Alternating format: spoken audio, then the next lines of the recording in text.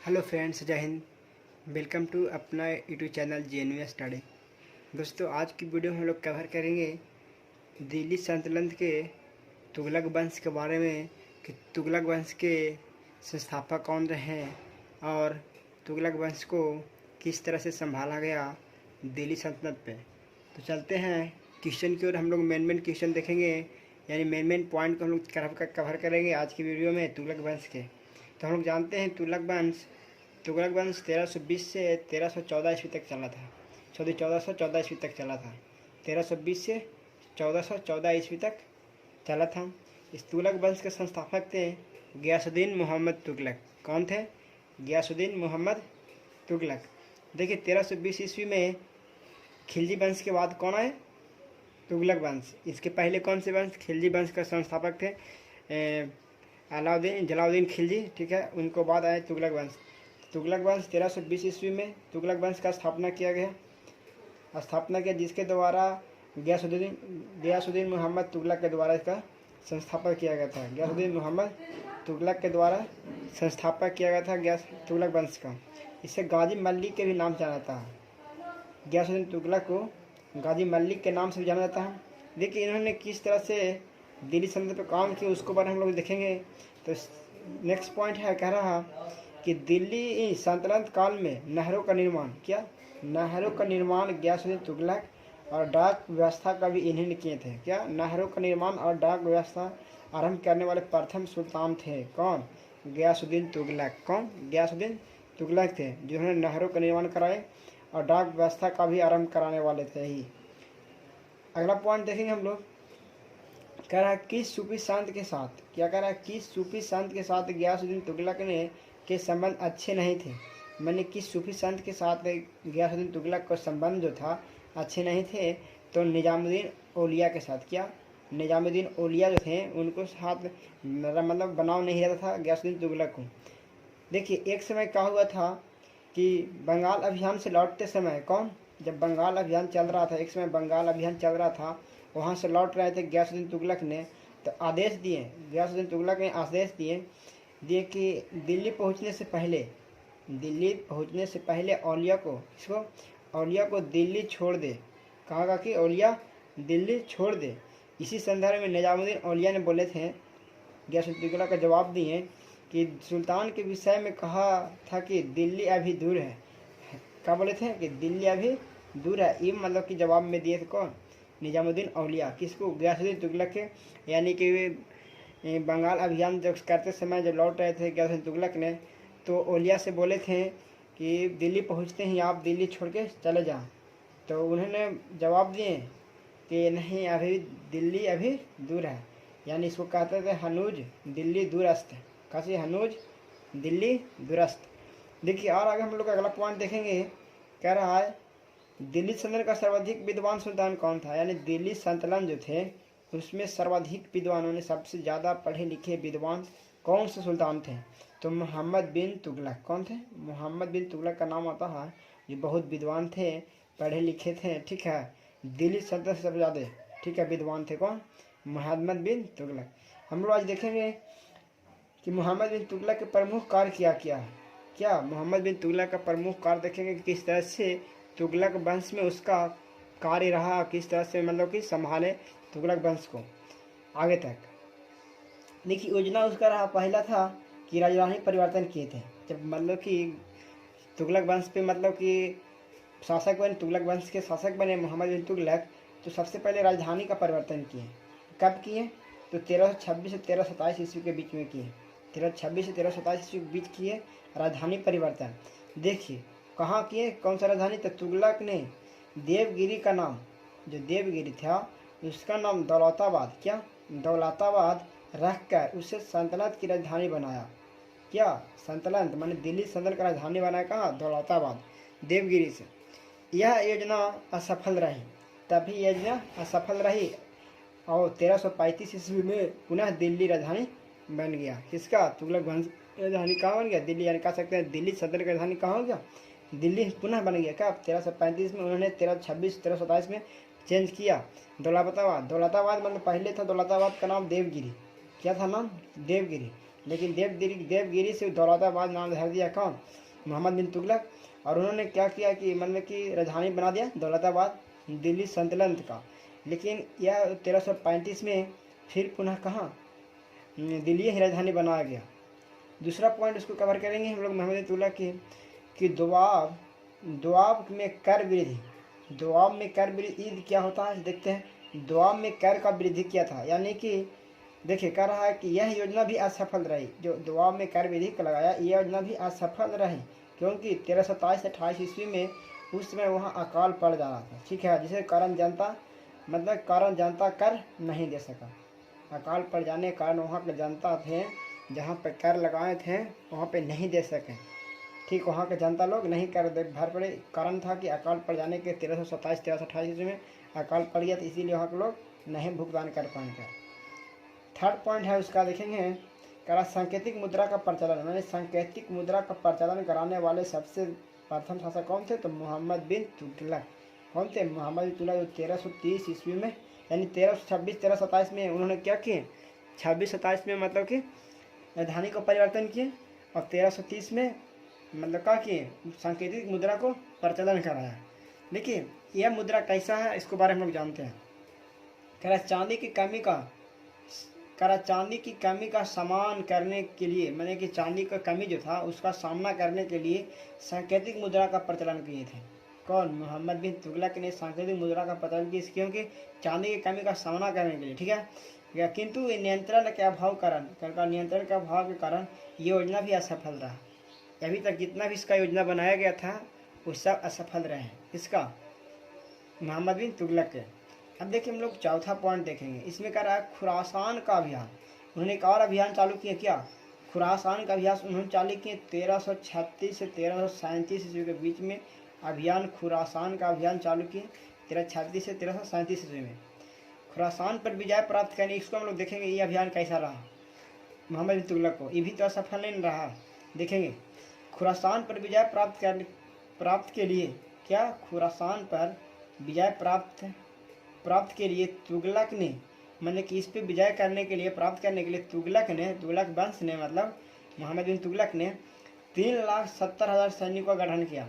मैंने कि वहाँ पे खुरासान पर विजय प्राप्त करने के लिए इन्होंने मोहम्मद बिन तुगलक ने 3,70,000 सैनिकों का गठन करके उन्हें 1 वर्ष का अग्रिम वेतन का प्रदान किया। क्या? 1 वर्ष का अग्रिम वेतन देने का प्रदान किया। किसने? ने मोहम्मद बिन तुगलक ने।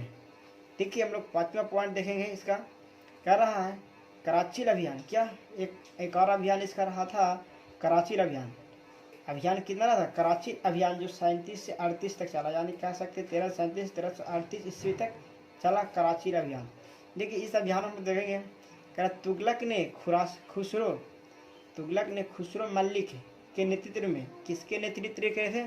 खुसरो मलिक के नेतृत्व। तुगलक थे मोहम्मद बिन तुगलक ने खुसरो मलिक के नेतृत्व में 1 लाख सैनिक या 1 लाख सैनिक को भेजा। 1 लाख सैनिक को भेजा, किंतु मौसमी दशा खराब होने के यानी मौसम खराब होने के कारण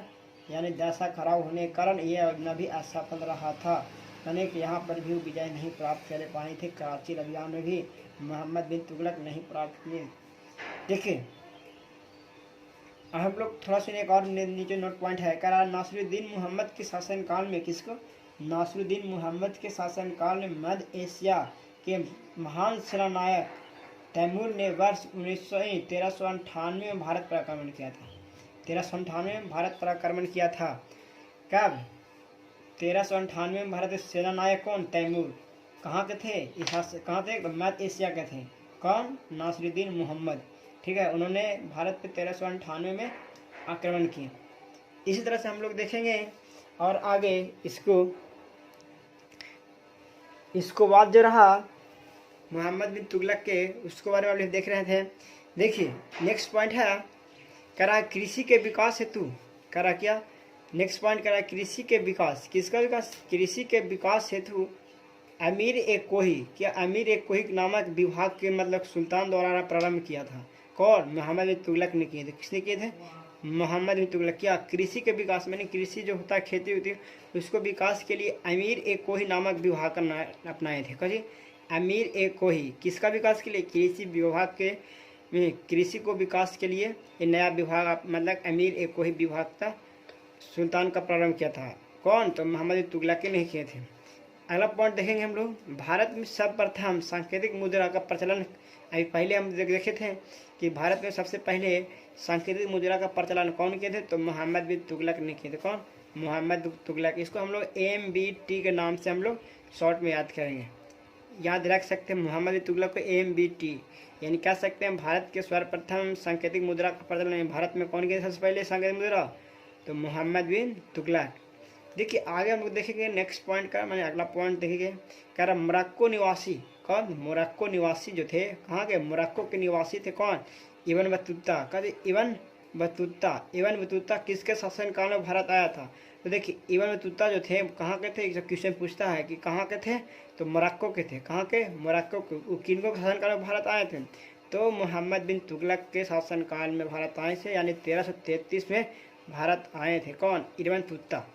इब्न बतूता जो आए थे भारत में 1333 में, यानी 1333 में मोहम्मद बिन तुगलक के शासनकाल में भारत आए थे। समझ में? ये क्वेश्चन बार बार पूछा जाता है। तो अगला पॉइंट कवर करते हैं, क्या रेहला नामक पुस्तक, क्या रेहला एक पुस्तक का नाम है रेहला, ठीक है? क्या नाम है? रेहला। देखिए रेहला नामक पुस्तक का रचना कौन किए थे? तो इब्न बतूता किए थे। कौन? इब्न बतूता जो भारत आए थे मोरक्को से मोहम्मद बिन तुगलक के 1333 में, उन्होंने इसका मतलब पुस्तक का रचना किए थे। रेहला नामक पुस्तक का शासन मतलब कहता है कि रेहला नामक पुस्तक का रचनाकार कौन थे? रचनाकार तो इब्न बतूता थे। कौन? इब्न बतूता थे। Ibn Battuta. देखिए हम लोग कुछ और मेन पॉइंट देखते क्या था मोहम्मद बिन तुगलक के काल में। किसके काल में? तो मोहम्मद बिन तुगलक के काल में ही सल्तनत के विरोध क्या किसका? सल्तनत के विरोध क्या 1336 में, मैंने कि उस दिल्ली सल्तनत को विरोध किए और 1336 में क्या 1336 में हरियर एवं भूख का विजयनगर के स्थापना की। किसका? विजयनगर। तथा 1347 ईस्वी में हसन गंगू ने बहमनी साम्राज्य का स्थापना किया।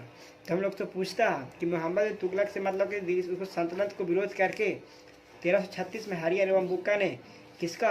विजयनगर का स्थापना किए और 1347 में हसन गंगू ने बहमनी साम्राज्य का स्थापना किया। ठीक है, तो बहमनी साम्राज्य का स्थापना कब हुआ? तो 1347 में हुआ। और विजयनगर साम्राज्य का स्थापना कब हुआ? तो 1336 में हुआ। किसने किया विजयनगर साम्राज्य स्थापना? तो किसने? 1336 में हरियर एवं बुक्का ने किए और 1347 में हसन गंगू ने किए बहमनी साम्राज्य का। हम लोग नेक्स्ट वीडियो में हम लोग देखेंगे विजयनगर और बहमनी साम्राज्य, इसको भी कवर करेंगे बारी बारी से। तो अगला पॉइंट देखते हैं, कहता है होली के त्यौहार के सार्वजनिक उत्सव में भाग लेने वाले दिल्ली का प्रथम सुल्तान कौन था? तो मोहम्मद बिन तुगलक ही थे। कौन? मोहम्मद बिन तुगलक। होली के त्यौहार में वो बहुत उत्सुक रहते थे। जब भी होली का त्यौहार आता था तो मोहम्मद बिन तुगलक ने ये त्यौहार को बहुत धूमधाम से मतलब कि सार्वजनिक सभी जगह पे उत्सव मनाते थे। कौन? तो दिल्ली के प्रथम ऐसे सुल्तान से थे जो धूमधाम से होली का त्यौहार मनाते थे। कौन? मोहम्मद बिन तुगलक। देखिए अगला पॉइंट है, कह रहा किस जैन संत के साथ मोहम्मद बिन तुगलक के संबंध घनिष्ठ थे, माने अच्छे थे? तो जीन प्रभा सूरी के साथ। किसका? जीन प्रभा सूरी के साथ मोहम्मद बिन तुगलक जो थे बहुत रख रखाव रखते थे, यानी संबंध बहुत अच्छा था मोहम्मद बिन तुगलक और जीन प्रभा सूरी के साथ। ठीक है, हम लोग अगला पॉइंट देखते हैं। नेक्स्ट पॉइंट कह रहा मोहम्मद बिन तुगलक की मृत्यु किस अभियान के दौरान हो गया था? देखिए इसको मोहम्मद बिन तुगलक जो थे इनको मृत्यु देखिए सिंध अभियान, एक अभियान कर रहे थे सिंध अभियान 1351 ईस्वी में, उसी अभियान के अनुसार इनका मृत्यु हो गया था। इनका मोहम्मद बिन तुगलक को।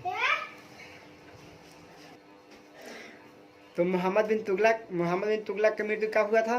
किस अभियान के द्वारा? तो सिंध अभियान, यानी 1351 में पूछता कि यानी कि मोहम्मद बिन तुगलक का मृत्यु कब हुआ था? 1351 में हुआ था, यानी सिंध अभियान के समय मोहम्मद बिन तुगलक का मृत्यु हो गया था। ठीक है, हम लोग अगला पॉइंट को कवर करेंगे। अगला पॉइंट कह रहा है सर्वप्रथम लोक निर्माण विभाग का स्थापना। सबसे पहले लोक निर्माण विभाग का स्थापना किस शासक द्वारा किया गया था? तो फिरोज शाह तुगलक। कौन किए थे इसका लोक निर्माण विभाग का स्थापना? सबसे पहले तो फिरोज शाह तुगलक ने किए थे। कौन? फिरोज शाह तुगलक ने किए थे। लोक निर्माण विभाग का स्थापना किसने किया था? फिरोज शाह तुगलक ने किया। अगला पॉइंट हम लोग कवर करते हैं, क्या टोपरा। क्या टोपरा तथा मेरठ, क्या टोपरा तथा मेरठ से 2 अशोक स्तंभ लेख के लिए किस शासक द्वारा दिल्ली लाए गए थे? यानी टोपरा और मेरठ जो दोनों अभिलेख जो है अशोक अभिलेख, जो किस शासक द्वारा दिल्ली लाए गए थे? टोपरा मेरठ तो फिरोज शाह तुगलक के द्वारा ही ले आया गया था। फिरोज शाह तुगलक ही लेके आए थे टोपरा मेरठ अशोक स्तंभ। ठीक है, हम लोग अगला कवर करेंगे। कह रहा है सबसे अधिक गुलाम, कह रहा सबसे अधिक गुलाम किस सुल्तान के दरबार में रहते थे? कह सबसे अधिक गुलाम जो थे किस सुल्तान के दरबार में थे? तो फिरोज शाह तुगलक के दरबार में सबसे अधिक मतलब गुलाम के सुल्तान थे। ठीक है, हम लोग नेक्स्ट देखेंगे। कह रहा ब्राह्मणों पर जजिया कर लगाने वाला प्रथम मुस्लिम शासक तो कौन था? मैंने ब्राह्मण जो थे उन पर जजिया कर लगाया था सबसे पहले। ठीक है, तो सबसे प्रथम मुसलमान कौन शासक थे? तो फिरोज शाह तुगलक जो थे वही सबसे पहले ब्राह्मणों पर जजिया कर लगाने वाले प्रथम मुस्लिम शासक थे। कौन? फिरोज शाह तुगलक। फिरोज शाह तुगलक ब्राह्मणों पर लगाए थे। नेक्स्ट पॉइंट कवर करेंगे।